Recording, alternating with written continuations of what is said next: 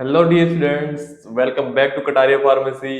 तो बच्चों, कैसे हैं आप लोग? आई होप सब ठीक ही होंगे। तो बच्चों, कोई भी अगर इस चैनल पर नया है तो वो चैनल को सब्सक्राइब जरूर कर लेना, और अभी तक किसी ने भी पहले वाले लेक्चर्स नहीं देखे हैं वो जरूर से जाके देख ले, ताकि ये वीडियो उनको अच्छे से समझ में आ सके। तो बच्चों, अगर आपको इस वीडियो की नोट्स चाहिए या फिर किसी भी वीडियो की नोट्स चाहिए तो आप हमारे ऐप से भी डाउनलोड कर सकते हैं, और आप हमारे टेलीग्राम लिंक को भी ज्वाइन कर सकते हैं। उसका लिंक हमने डिस्क्रिप्शन में दे रखा है। तो बच्चों, अब हम मेन बात पे आते हैं, मेन मुद्दे की बात पे आते हैं। तो आज हम पढ़ने वाले हैं नेशनल हेल्थ पॉलिसीज। हमने पिछले लेक्चर में भी इनके बारे में बात की थी, पर वो उसमें पूरी कंप्लीट नहीं हो पाई थी, अच्छे से कवर नहीं हो पाई थी। तो आज भी हम इन्हीं को कंटिन्यू करेंगे इसके अंदर, और इसके अंदर आगे कुछ डेवलपमेंट गोल्स के बारे में पढ़ेंगे। तो बच्चों, इसी के साथ हम आज का लेक्चर स्टार्ट करते हैं। तो इसमें हमारा पहला टॉपिक है वो है private health system. Non governmental sector होता है, तो हमने गवर्नमेंट सेक्टर तो पिछले वाले लेक्चर में कवर कर लिया था। तो इसके अंदर अब हम करेंगे नॉन गवर्नमेंट सेक्टर को कवर। तो इसमें है अपने पहला है प्राइवेट हेल्थ सिस्टम। तो इसके बारे में पढ़ते हैं अपन। तो इसकी डेफिनेशन है, the private health system consist of health care service owned and manage by individual और organization provide paid medical care. मतलब कि जो प्राइवेट हेल्थ केयर सिस्टम होता है, जो प्राइवेट हेल्थ सिस्टम होता है, वो किसी किसी इंडिविजुअल के द्वारा या फिर किसी ऑर्गेनाइजेशन द्वारा रन किया जाता है। और इसके अंदर जो अपन मेडिकल केयर लेते हैं, अपनी अगर कोई भी मेडिसिन या कोई भी ट्रीटमेंट लिया, वो अपन को पेड मतलब कि पैसे दे के लेना पड़ता है। निजी स्वास्थ्य प्रणाली वह व्यवस्था है जो व्यक्तियों, संस्थाओं या संगठन द्वारा संचालित संचालित होती है और भुगतान आधारित स्वास्थ्य सेवाएं प्रदान करती है। ठीक है बच्चों। तो इसमें हम इसके टाइप्स के बारे में बात करते हैं कि इसके कौन कौन से टाइप्स होते हैं, इसके अंदर कौन कौन से टाइप्स आते हैं। तो इसमें पहला है प्राइवेट प्रैक्टिस ओनर्स। तो इसमें आते हैं डॉक्टर्स हो गए, डेंटिस्ट या फार्मासिस्ट, मतलब सिंगल इंडिविजुअल कोई भी डॉक्टर हो गया या फिर डेंटिस्ट हो गया, फार्मासिस्ट हो गया। दूसरा इसके अंदर प्राइवेट हॉस्पिटल्स या नर्सिंग हॉस्पिटल, ये थोड़े बड़े होते हैं इनसे। इसमें आते हैं मीडियम और लार्ज हेल्थ केयर यूनिट्स, जैसे कोई क्लिनिक हो गई वगैरह, या फिर छोटा मोटा हॉस्पिटल हो गया। तीसरा आता है इसमें कॉर्पोरेट कॉर्पोरेट हॉस्पिटल्स, ये लार्ज हॉस्पिटल्स होते हैं और एडवांस इक्विपमेंट्स होते हैं इनके पास, मतलब एडवांस मशीनें होती है जांच वगैरह के लिए या ट्रीटमेंट के लिए। चौथा है नॉन गवर्नमेंटल ऑर्गेनाइजेशन, एनजीओ वगैरह, जैसे कोई कैंसर का एनजीओ होता है या फिर एड्स के एनजीओ होते हैं, वो इसके अंदर आते हैं। ये work in community health awareness and outreach, ये कम्युनिटी के अंदर है वर्क करते हैं ये सब। इसमें हम आगे बढ़ते हैं। अब इसका एक एग्जांपल समझते हैं। इसका CT scan in private labs fast but expensive, मतलब कि जो सिटी स्कैन होता है प्राइवेट लैब्स के अंदर, वो फास्ट होता है लेकिन वो बहुत ही एक्सपेंसिव होता है। मतलब कई कई लोग इनको अफोर्ड नहीं कर पाते हैं, मतलब हर कोई व्यक्ति इसको अफोर्ड नहीं कर पाता है। ये प्राइवेट हेल्थ केयर सिस्टम है, उसको हर व्यक्ति अफोर्ड नहीं कर पाता है। अब इसके एडवांटेजेस की बात करते हैं कि इसके अंदर कौन कौन से एडवांटेजेस है। तो इसके अंदर पहला एडवांटेज है मॉडर्न टेक्नोलॉजी, मतलब इसके अंदर आधुनिक टेक्नोलॉजी का यूज किया जाता है। जैसे कोई भी सिटी स्कैन, एमआरआई वगैरह आती है, वो इसके अंदर आधुनिक तकनीक को यूज में लिया जाता है। दूसरा इसके अंदर क्विक सर्विस, मतलब इसके अंदर सर्विस फास्ट रहती है। जैसे कि आप अभी किसी भी बीमारी का चेकअप कराने गए, मतलब एमआरआई स्कैन कराने गए, तो आपको उसकी रिपोर्ट 1 या 2 दिन में आ जाएगी, या फिर उसी दिन भी आ जाती है। लेकिन ऐसा सरकारी में नहीं होता, सरकारी हॉस्पिटल या गवर्नमेंट हॉस्पिटल्स में ऐसा नहीं होता, वो थोड़ा लेट टाइम लेते हैं। तीसरा इसके अंदर स्पेशलाइज्ड केयर, मतलब कि आपको एक स्पेशलाइज्ड तरीके से ट्रीट किया जाता है हॉस्पिटल्स के अंदर। इसके अंदर अब इसकी लिमिटेशंस की बात करते हैं। इसके अंदर कौन कौन सी लिमिटेशंस है, इसमें पहली है इसके अंदर कॉस्टली, मतलब कि ये बहुत ज्यादा कॉस्टली होती है, मतलब कि हर कोई व्यक्ति इसको अफोर्ड नहीं कर पाता। दूसरा इसके अंदर प्रॉफिट ओरिएंटेड, मतलब कि इसके अंदर जो ओन करते हैं लोग, उनको बहुत ही ज्यादा प्रॉफिट होता है। दूसरा है इसके अंदर प्रिवेंशन केयर का, मतलब कि जो प्रिवेंटिव, जो बीमारी से बचाव है, वो इसके अंदर बहुत कम होता है। मतलब कि लोग, ये जो प्राइवेट हेल्थ हेल्थ सेक्टर वाले ऐसे सोचते हैं कि ज्यादा से ज्यादा लोग आएंगे तो हमारी ज्यादा से ज्यादा कमाई हुई, तो ये प्रिवेंशन कम रखते हैं बीमारी से बचाव का। अब इसके अंदर एक इंपॉर्टेंट लाइन है, वो है private is fast but not for every pocket. मतलब सीधी सी बात है कि प्राइवेट सेक्टर तेजी से काम तो करता है, पर वो हर व्यक्ति के लिए अफोर्डेबल नहीं है। अब इसके आगे चलते हैं। इसके अंदर दूसरा है पब्लिक प्राइवेट पार्टनरशिप, मतलब कि अब गवर्नमेंट और जो प्राइवेट सेक्टर्स हो, उनको कंपनीज में जो पार्टनरशिप, उसके बारे में बात करते हैं कि वो कैसे काम करती है। तो उसके अंदर एक government plus private sectors join together to deliver health care, मतलब कि जो गवर्नमेंट हॉस्पिटल्स हो गए और प्राइवेट हेल्थ केयर सिस्टम्स हो गए, वो आपस में जुड़कर एक हेल्थ केयर सिस्टम प्रोवाइड कराते हैं अपनी पॉपुलेशन को, अपनी अपने लोगों को। उसके अंदर इसके अपन एग्जांपल समझते हैं कि कौन कौन से प्रोवाइड कराते हैं। उसके अंदर पहला आयुष्मान भारत हॉस्पिटल, मतलब जो आयुष्मान भारत की योजना आई है वो सभी हॉस्पिटल्स में लागू है। दूसरा है इसके अंदर प्राइवेट एम्बुलेंस, मतलब जो एम्बुलेंस है, जैसे वो प्राइवेट हो या गवर्नमेंट हो, वो सभी सभी के लिए फ्री में काम करेगी। तो अब आगे चलते हैं इसके अंदर। तो इसके अंदर एक एग्जाम के लिए इंपॉर्टेंट लाइन है, PPP bridge the gap between demand and delivery, मतलब जो पब्लिक प्राइवेट पार्टनरशिप है, वो डिमांड और डिलीवरी के बीच में गैप को बहुत कम कर देता है। मतलब कि जैसे कि कहीं भी डिमांड है एम्बुलेंस की, तो एम्बुलेंस फटाफट वहां चली जाती है, तो वो डिमांड और उनको कम कर देता है। इसके अंदर आगे चलते हैं। अब इसके अंदर आगे आता है नेशनल हेल्थ मिशन की बात करते हैं। नेशनल हेल्थ मिशन क्या होता है उसके बारे में पढ़ते हैं। तो इसके नेशनल हेल्थ मिशन वो लॉन्च इन 2013, मतलब जो नेशनल हेल्थ मिशन है वो 2013 में लॉन्च हुआ था। और ये किस किस को मिला के बनाया गया था? इसके अंदर था नेशनल रूरल हेल्थ मिशन, और इसके अंदर था दूसरा है नेशनल अर्बन हेल्थ मिशन। इन दोनों को मिलाकर ये बनाया गया, ये नेशनल हेल्थ मिशन बनाया गया था। इसका एम क्या था? इस नेशनल हेल्थ मिशन का एम क्या था? इसके अंदर था universe access to quality health care, मतलब कि सभी लोगों को सेम ट्रीटमेंट मिले, मतलब एक अच्छा ट्रीटमेंट मिले सभी, चाहे से वो अमीर हो या गरीब हो या फिर वो सिटी में रहता हो या फिर गांव में रहता हो, सभी को सेम ट्रीटमेंट मिले। सभी नागरिकों को सुलभ, सस्ती और गुणवत्तापूर्ण स्वास्थ्य सेवाएं प्रदान हो, मतलब कि वही सेम चीज है कि सभी को सेम ट्रीटमेंट मिले, मतलब किसी भी भेदभाव ना हो किसी के अंदर भी। अब इसमें आगे बढ़ते हैं। इसके अंदर इसके की पॉइंट्स देख लेते हैं। इसके अंदर कौन कौन से इंपॉर्टेंट पॉइंट्स है, वो है आशा वर्कर, विलेज की हेल्थ गाइड, मतलब जो आशा वर्कर्स होती है वो विलेज जो विलेजर्स होते हैं उनकी एक हेल्थ हेल्थ के लिए गाइड करती थी, उनको अवेयर करती थी। दूसरा है इसके अंदर जननी सुरक्षा योजना आई इसके अंदर। तीसरा था इंस्टीट्यूशनल डिलीवरीज। और चौथा है इसके अंदर VHNDS। तो अब इसमें अब इसको अपन एग्जांपल से समझते हैं। तो इसका एग्जांपल है आशा प्रेग्नेंट लेडीज को हॉस्पिटल डिलीवरी के लिए मोटिवेट करती है, मतलब कि जो आशा वर्कर्स होती है वो प्रेग्नेंट लेडीज को मोटिवेट करती थी कि वो हॉस्पिटल्स में डिलीवरी के लिए जाए। तो इसके अंदर अब आगे चलते हैं। तो इसके अंदर दूसरा मिशन आता है NUHM, मतलब कि नेशनल अर्बन हेल्थ मिशन। तो इसके बारे में पढ़ते हैं। तो ये लॉन्च हुआ था 2013 के अंदर फॉर अर्बन पुअर पॉपुलेशन, मतलब जो शहरों के अंदर जो गरीब लोग थे उनके लिए, ये मेनली उनके लिए लॉन्च हुआ था। इसके अंदर था focus on slum migrants and street dwellers, मतलब कि जो शहरों के अंदर जो स्लम्स एरिया में रहते थे या जो बाहर से आए हुए लोग और जो स्ट्रीट पे रहते थे उनके लिए, उन पे ज्यादा फोकस था इस मिशन का। Provide urban primary health centres and urban community health centres, मतलब कि ये लोगों को एक तो UPHC प्रोवाइड कराता था और दूसरा UCHCS प्रोवाइड कराते थे ये लोगों को। इसके अंदर इसको एक एग्जांपल समझते हैं। स्लम एरिया में वैक्सीनेशन कैंप, मतलब कि जो स्लम्स एरियाज होते थे उनके अंदर वैक्सीनेशन कैंप्स का ऑर्गेनाइजेशन कराता था ये मिशन, ताकि लोग वैक्सीनेशन लगवा सके और वो वैक्सीनेशन के लिए अवेयर हो सके। अब इसमें आगे चलते हैं। इसके अंदर है ग्लोबल हेल्थ गोल्स। अब ग्लोबल हेल्थ गोल्स के बारे में पढ़ते हैं। तो इसके अंदर कौन कौन से गोल्स आए इसके अंदर, उन सब के बारे में बात करते हैं। तो इसके अंदर पहला है मिलेनियम डेवलपमेंट गोल्स। अब इसकी बात करते हैं। तो इसका इसका इंट्रोडक्शन देखते हैं इसके अंदर क्या क्या था। तो इसके अंदर millennium development goals was a set of 8 goals development goals, मतलब कि जो ये इस गोल के अंदर 8 अलग ग्लोबल गोल्स थे। और वो यूनाइटेड नेशन ने 2000 के अंदर इनको अडॉप्ट किया था।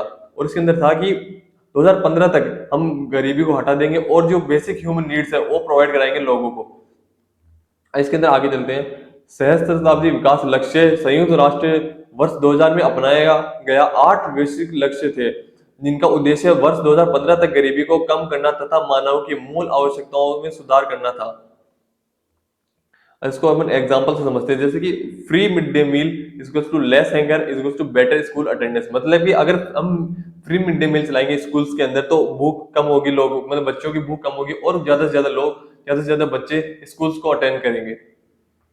अब इसमें आगे चलते हैं। अब वो कौन कौन से मिलेनियम डेवलपमेंट गोल्स थे 8, उनके बारे में पढ़ते हैं। तो इसके अंदर पहला था predict extreme poverty and hunger, मतलब कि जो गरीबी और जो भुखमरी है उसको जड़ से हटा देना। दूसरा था इसके अंदर अचीव यूनिवर्सल प्राइमरी एजुकेशन, मतलब कि सभी बच्चों और गर्ल्स को, मतलब सभी लड़के और लड़कियों को प्राइमरी स्कूल तक तो एक प्राइमरी एजुकेशन देनी ही चाहिए।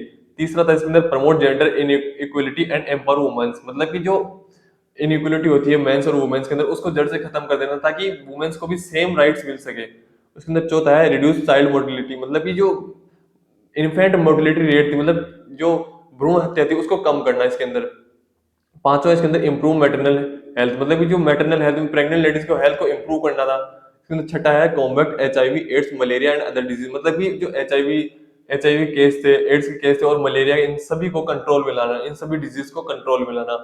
सातवां इसका इंश्योर इन्वायरमेंटल सस्टेनेबिलिटी, मतलब कि जो इन्वायरमेंट है, अपना सराउंडिंग इन्वायरमेंट है उसको साफ रखना ताकि हमारी हेल्थ पे कोई असर ना पड़ सके। इसके अंदर आठ develop a global partnership for development, मतलब कि अपने जो आसपास के सिटीज है उनको डेवलप करना, उनको उसके अंदर मदद करना, इसका ये था सीधा सा अर्थ। और सभी को सेफ मेडिसिन प्रोवाइड कराना। अब इसमें आगे चलते हैं। इसके अंदर इसके अचीवमेंट्स की बात करते हैं कि मिलेनियम डेवलपमेंट गोल्स के अचीवमेंट्स क्या क्या थे। उसके अंदर था पॉवर्टी रिडक्शन, मतलब कि जो पॉवर्टी वो खत्म हुई थोड़ी, और बेटर लिटरेसी, मतलब कि जो लिटरेसी रेट थी वो एजुकेशन था, एजुकेशन की लिटरेसी रेट मतलब बढ़ी थोड़ी। इसके अंदर है दूसरा तीसरा इसके अंदर reduce child and maternal death, मतलब कि जो चाइल्ड डेथ थी और जो प्रेग्नेंट लेडीज की डेथ थी उसमें थोड़ा कमी है, मतलब वो इम्प्रूव हुआ कि उनमें कि इनकी हेल्थ उनकी डेथ कम हुई। चौथा इसके अंदर इम्प्रूव्ड वाटर एक्सेस, मतलब कि साफ सुथरा पानी का इम्प्रूवमेंट हुआ, मतलब कि लोगों के पास ज्यादा साफ सुथरा पानी जाने लगा पहले के कंपैरिजन में। और इसके अंदर पांचवा है HIV कंट्रोल, मतलब जो एड्स की बीमारी थी वो ज्यादा फैल रही थी, उसको कंट्रोल में लाया गया। अब इस मिशन के लिमिटेशंस की बात करते हैं, इसमें कौन कौन सी लिमिटेशन थी। तो उसके अंदर जैसे अनइक्वल कंट्री प्रोग्रेस, मतलब कि जो कंट्री की प्रोग्रेस थी वो अनइक्वल हुई, मतलब कहीं पे प्रोग्रेस हुई, कहीं पे बहुत ज्यादा हुई, कहीं पे बिल्कुल ही ना हुई, वो था। इसमें दूसरा पॉइंट है सस्टेनेबिलिटी इग्नोर, मतलब कि जो अपना इन्वायरमेंट है उसको उसको बिल्कुल पूरी तरह इग्नोर किया गया, मतलब उसकी साफ सफाई पे इसलिए बिल्कुल ध्यान नहीं दिया गया।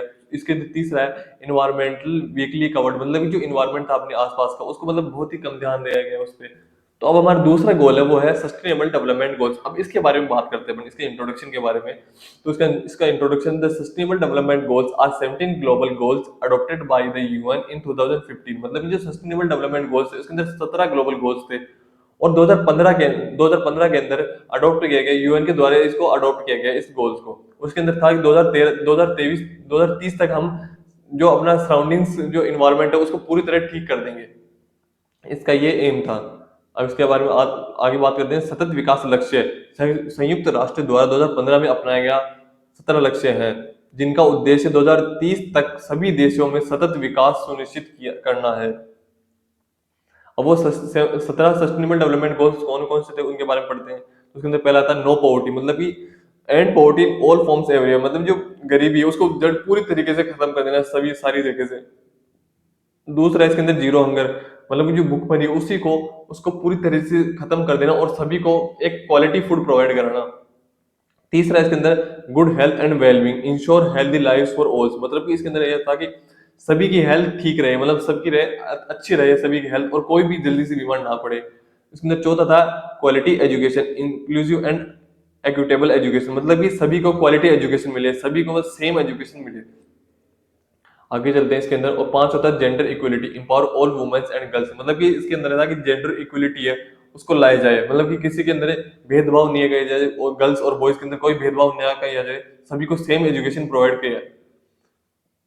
छठा है इसके अंदर clean water and sanitation, ensure availability and sustainable management, मतलब कि जो साफ सफाई है पानी को लेकर या और जो अपने आसपास में साफ सफाई एनवायरनमेंट को लेकर उसको ठीक किया जाए।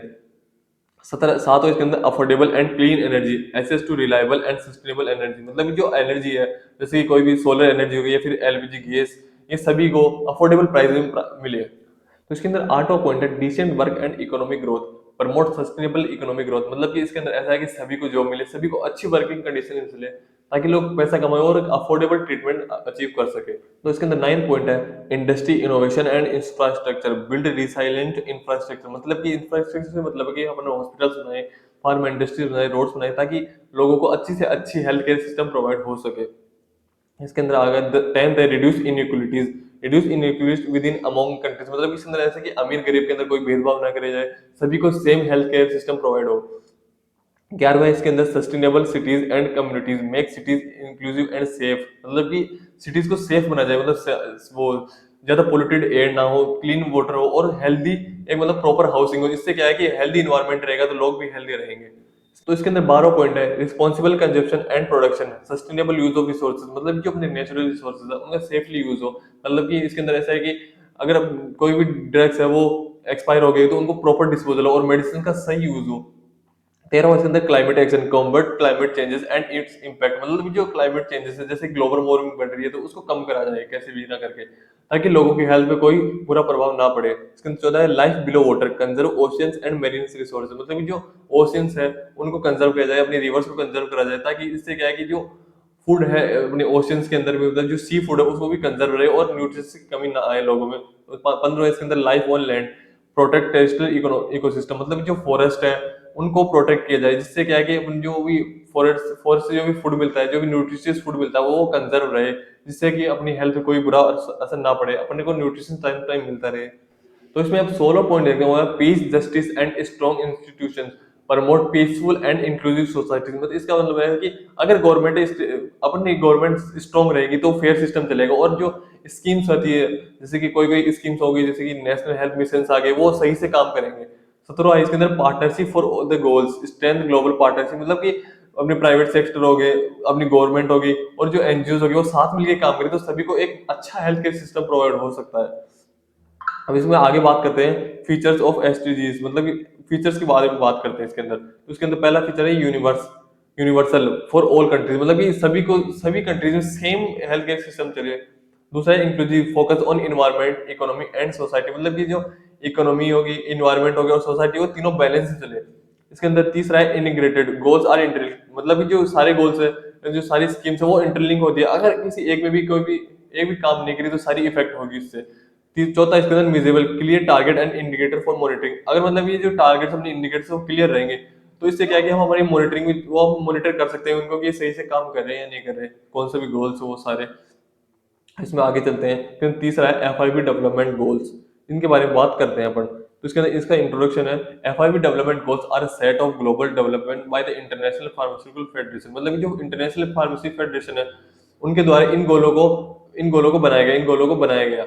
उसके अंदर था कि फार्मेसी एजुकेशन स्ट्रांग हो, वर्कफोर्स स्ट्रांग हो और अपना हेल्थ केयर सिस्टम वो भी स्ट्रांग हो। एफआईपी विकास लक्ष्य अंतर्राष्ट्रीय फार्मास्यूटिकल फेडरेशन द्वारा बनाए गए लक्ष्य हैं जिनका उद्देश्य फार्मेसी शिक्षा, कार्यबल एवं स्वास्थ्य प्रणाली में सुदृढ़ करना है। ठीक है। और इसके लिए एक इंपॉर्टेंट लाइन है, वो है no pharmacist equals to no safe medicine and no health, अगर मतलब फार्मासिस्ट ही नहीं होता तो कोई भी सेफ मेडिसिन नहीं, लोग मेडिसिन का सही से यूज करना नहीं जान पाते और इससे क्या कि अपनी हेल्थ भी अच्छी नहीं रहती। तो इसमें अब आगे चलते हैं। इसके अंदर structure of FIP development goals, अब इसके स्ट्रक्चर के बारे में बात करते हैं। तो इसके अंदर 21 goals are organised under 3 main themes, मतलब कि 3 मेन थीम्स के अंदर 21 गोल्स को डिवाइड किया गया। वो कौन कौन से थे गोल्स, उनके बारे में बात करते हैं। तो इसमें पहला है एकेडमिक डेवलपमेंट, ये फार्मेसी की एजुकेशन से रिलेटेड है, मतलब कि स्टूडेंट और एजुकेशन से रिलेटेड है। तो इसके अंदर पहला है फार्मेसी एजुकेशन क्वालिटी, मतलब जो फार्मेसी की एजुकेशन क्वालिटी वो अच्छी रहनी चाहिए जिससे क्या है कि फार्मासिस्ट अच्छा फार्मासिस्ट तैयार हो। दूसरा इसके अंदर कम्प्लीटेंसी बेस्ड एजुकेशन, मतलब कि जो जो फार्मासिस्ट की जो ट्रेनिंग हो वो अच्छे से हो सके ताकि उसको क्या है उसकी स्किल्स बेहतर हो सके, वो आगे क्लिनिक में जाए तो वो अच्छे से परफॉर्म कर सके। तीसरा इसके अंदर एडवांस प्रोफेशनल ट्रेनिंग, मतलब कि ग्रेजुएशन के बाद में भी जो फार्मासिस्ट है उसकी अच्छी से ट्रेनिंग हो, उसको हॉस्पिटल में फार्मेसी ट्रेनिंग करी जाए। चौथा इसके अंदर कंटिन्यू प्रोफेशनल डेवलपमेंट, मतलब कि जो जो जैसे कि कोई फार्मासिस्ट बन गया उसको फिर आगे भी सीखते रहना चाहिए, उसको नई नई गाइडलाइंस के बारे में, नई नई मेडिसिन के बारे में और ऑनलाइन रिसोर्सेज के बारे में देखते रहना चाहिए उसको। इसको इसको अपन एग्जांपल समझते हैं। इसके अंदर अपडेटेड फार्मेसी सिलेबस, मतलब कि जैसे कि कोई फार्मासिस्ट है उसको सारे अपडेट में जो भी फार्मेसी के सिलेबस में जो भी अपडेट हो रहा है उन सभी के बारे में नॉलेज होनी चाहिए। इसके अंदर आगे चलते हैं। दूसरा इसके अंदर प्रोफेशनल डेवलपमेंट, ये अपने प्रोफेशन से, ये फार्मासिस्ट के प्रोफेशन से रिलेटेड है। तो इसके अंदर पांचवा है फार्मेसी वर्कफोर्स डेवलपमेंट, मतलब कि जो फार्मासिस्ट है उसकी ट्रेनिंग चलती रहनी चाहिए और हर एरिया में फार्मासिस्ट होना चाहिए। उसके अंदर छठा है फार्मेसी लीडरशिप, मतलब कि फार्मासिस्ट सिर्फ दवाई देने वाला नहीं होता, वो लीडर का भी काम कर सकता है। तो इसके अंदर छठा है फार्मेसी लीडरशिप, मतलब कि जो फार्मासिस्ट होता है जो सिर्फ दवाई नहीं देता वो एक लीडर का काम भी कर सकता है। साथ इसके अंदर कंटिन्यू प्रोफेशनल एजुकेशन, मतलब कि इसके अंदर ऐसा है कि फार्मासिस्ट अगर रोज क्लिनिक में जाएगा तो उसकी स्किल्स में अपग्रेड होता रहेगा धीरे धीरे। साथ इसके अंदर retention and distribution of workforce, मतलब कि इसके अंदर ऐसा है कि फार्मासिस्ट सिर्फ सिटीज तक लिमिटेड नहीं हो, सिर्फ गाँवों में भी होना चाहिए, हर जगह फार्मासिस्ट होना चाहिए जो कि अच्छी हेल्थ केयर सिस्टम प्रोवाइड कर सके लोगों को। तो इसमें आगे चलते हैं। और तीसरा सिस्टम इसके अंदर सिस्टम डेवलपमेंट, ये अपनी हेल्थ केयर सिस्टम से रिलेटेड होता है। तो इसके अंदर है कि access to medicine and service, मतलब कि इसके अंदर है कि सभी को सस्ती, सेफ और एक अच्छी क्वालिटी वाली मेडिसिन मिल सके। 10वां इसके अंदर फार्मेसी रिसर्च एंड इनोवेशन, इसके अंदर ऐसा है कि एक रिसर्च चलती रहनी चाहिए, इससे क्या है कि नई नई फॉर्मुलेशन का वो नई नई फॉर्मुलेशन बनती रहनी चाहिए, इससे क्या है कि नई एक सेफ मेडिसिन आनी चाहिए लोगों के लिए, सही और सस्ती मेडिसिन आनी चाहिए। 11 उसके अंदर policies and regulation for safe medicine, मतलब कि गवर्नमेंट है जो नए नए रूल्स लाती है, क्यों लाती है, वो एक फेक ड्रग्स को रोकने के लिए और क्या है कि जो अच्छी दवाई है उनको वो मेंटेन रह सके इसलिए लाती है। तो इसके अंदर 12 पॉइंट है वो integration of pharmacy workforce in health care system, मतलब कि जो अपनी हेल्थ केयर सिस्टम में डॉक्टर्स, नर्सिंग स्टाफ और फार्मासिस्ट को बुला के एक अच्छा हेल्थ केयर सिस्टम बनता है और वो सभी को प्राइवेट होना चाहिए। तो इसके अंदर आगे चलते हैं, आगे देखते हैं importance of FIB development goals. अब एफआईबी डेवलपमेंट गोल्स की इंपॉर्टेंस के बारे में बात करते हैं। तो उसके अंदर है पहली इंपॉर्टेंस है इसके अंदर स्ट्रॉन्ग फार्मेसी एजुकेशन, मतलब कि जो फार्मेसी एजुकेशन है वो स्ट्रॉन्ग हो जाएगी। दूसरा के अंदर सेफ मेडिसिन यूज, मतलब कि जो मेडिसिन का यूज है वो सेफ रहेगा, मतलब फार्मासिस्ट लोगों को अवेयर करेगा सेफ मेडिसिन यूज के बारे में। तीसरा इसके अंदर सपोर्ट एसडीजीएस, मतलब कि जो सस्टेनेबल डेवलपमेंट गोल्स उनको सपोर्ट करता है ये। और चौथा इसके अंदर बेटर हेल्थ केयर डिलीवरीज, मतलब कि जो अपना हेल्थ केयर सिस्टम है वो अच्छे अच्छे से एक अच्छे ट्रीटमेंट प्रोवाइड करेगा लोगों को। तो इसमें आगे चलते हैं, इसके अंदर आगे देखते हैं, एक इंपॉर्टेंट लाइन है, वो है FIB development goals turns pharmacist into health care leaders. मतलब ये जो एक एफआईबी डेवलपमेंट गोल्स होते हैं जो फार्मासिस्ट को हेल्थ केयर लीडर्स में बनाने में मदद करते हैं, मतलब उसको एक हेल्थ केयर लीडर बना देते हैं।